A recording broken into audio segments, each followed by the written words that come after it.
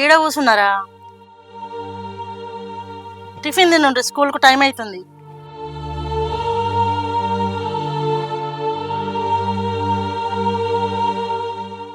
మిమ్మల్ని సప్పుడు చేయరు. అమ్మమ్మ, మా డాడీ బయటికి ఎప్పుడు వస్తాడు? మీ నాన్న ఇంకెక్కడ నానా? నా బిడ్డను పొట్టన పెట్టుకున్నాడు. మీ అమ్మని చంపిందే వాడు. చూడండి బిడ్డ, మీ డాడీ చచ్చిపోయింది అనుకోండి. ఇక నుండి మీ అమ్మమ్మే మీ అమ్మ, ఈ తాతయ్యే మీ నాయన. మంచిగా ఉండుండ్రి, మంచిగా చదువుకోండి. విన్నారా బిడ్డ? మంచివాడు అనుకున్నాం, మంచిగా పని చేసుకొని బతుకుతాడు అనుకున్నాం, కానీ ఇంత పాపం చేస్తాడు అనుకోలేదు.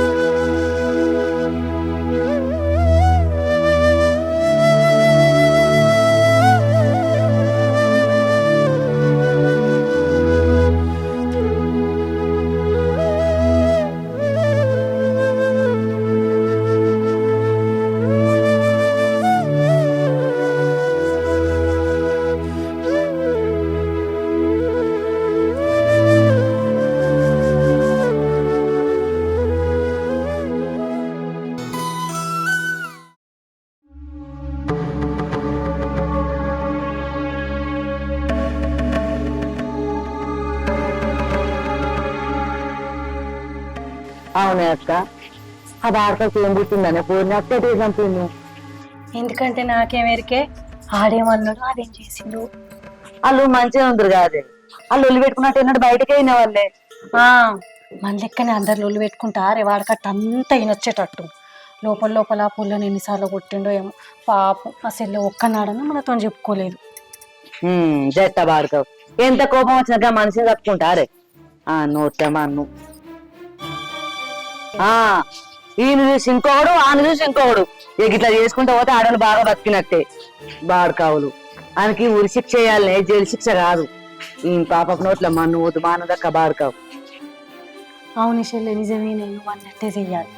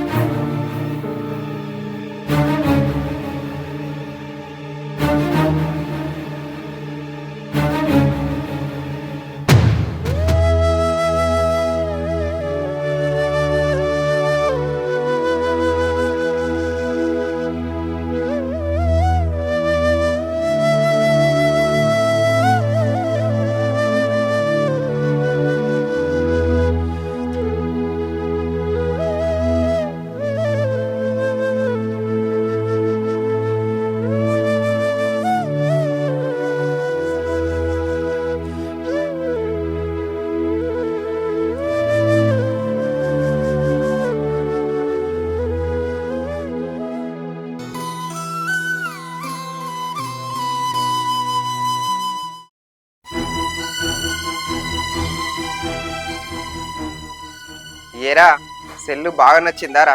బయటకు రావాలనిపించలేదా? సరే గాని ఎట్లున్నావురా? పిల్లలు ఎట్లున్నారా? వాళ్ళ అమ్మమ్మ దగ్గర ఉన్నారు. ఊళ్ళో జనాలు? నువ్వే నీ భార్యను చంపినవనుకుంటున్నారా? మరి నువ్వు? సరే, నేను అనుకునే దాని గురించి ఎందుకని నేను ఇప్పుడే లాయర్ని కలిసి వచ్చిన. బేలు మాస్తుందని చెప్పిండు కానీ కొంచెం ఖర్చు అవుతుంది అన్నాడు. ఎంతరా? ఎంత అంటే 2-3 లక్షల పూచికత్తు కట్టాలి, ఏర్పాటు చేసుకుంటే బెయిల్ ఇప్పిస్తా అని చెప్పిండు. అన్ని పైసలు నా దగ్గర లేవు కదరా. సరేలే, మరి నేనే ఏదో ఒకటి చేసి సర్దుతాలే. మరి నువ్వు అప్పటిదాకా జైలు ఉండక తప్పదు.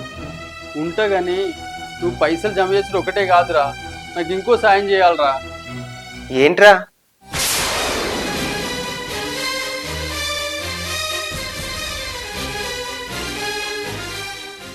సరే మరి వస్తాను నేను. అరే పిల్లల్ని అప్పుడప్పుడు చూస్తుండ్రా. సరే.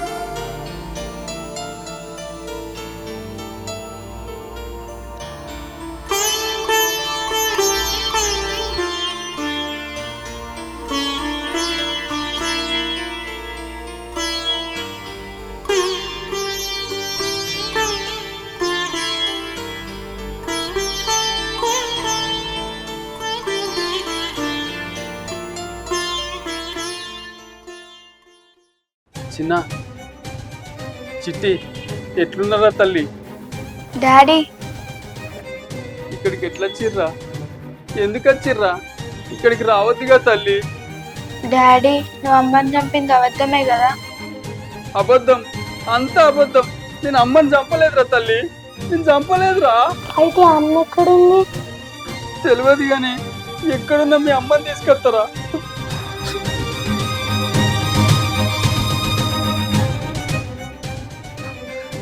నేను బయటికి వచ్చే వరకు మీ అమ్మమ్మ చెప్పినట్టే వినుర్రి.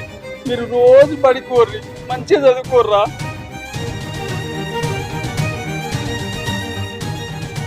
నేను బయటికి రాగానే మీ అమ్మని తీసుకొని వస్తా. మీరు ఇంకోసారి ఇక్కడికి రావద్దు, సరేనా? తొందరగా బయటికి రానా అన్న, మాకు భయంగా ఉంది.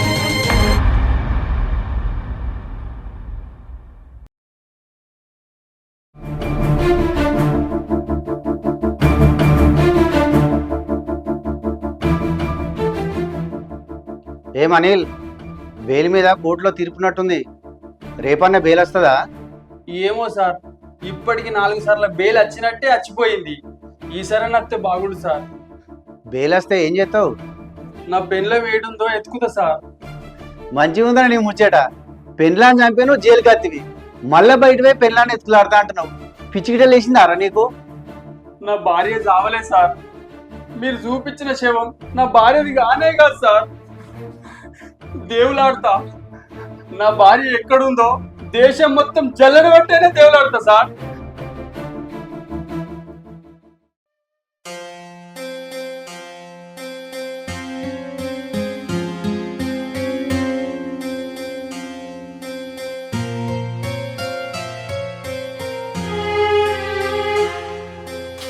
థ్యాంక్ యూ సార్ బెయిల్ ఇప్పించినందుకు. ఇవే పైసలు ముందే కడితే ఎప్పుడో బెయిల్ వచ్చేది కదా, నువ్వే లేట్ చేసినావు. డబ్బులు అడ్జస్ట్ కాలేదు సార్. సరే వానికి వచ్చింది బెయిలే. వారం పోలీస్ స్టేషన్లో సంతకం పెట్టాలి. ఊరు దాటద్దు, వానికి చెప్పు. సరే చెప్తాను సార్. సరే సార్.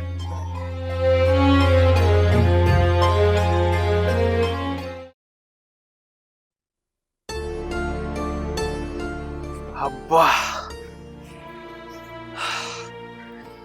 సరేరా, మొత్తానికైతే జైలు నుండి విడుదలైనవు. నాకు చాలా సంతోషం రా. చాలా థ్యాంక్స్ రా. ఊరందరు నన్ను హంతకుడు అన్నా, నువ్వు నన్ను నమ్మి నాకు సాయం చేసినవురా. నీ మేలు ఎప్పటికి మర్చిపోనురా. అరే నేను నిన్ను నమ్మినరా. నా నమ్మకమే నిజమని నువ్వు కూడా నిరూపించుకోవాలి. నిరూపిస్తారా? సచ్చిందన్న నా భార్యను ప్రాణాలతో పట్టుకొచ్చి నన్ను హంతకుడు అనే ప్రతి ఒక్క నోరును మూయిస్తారా?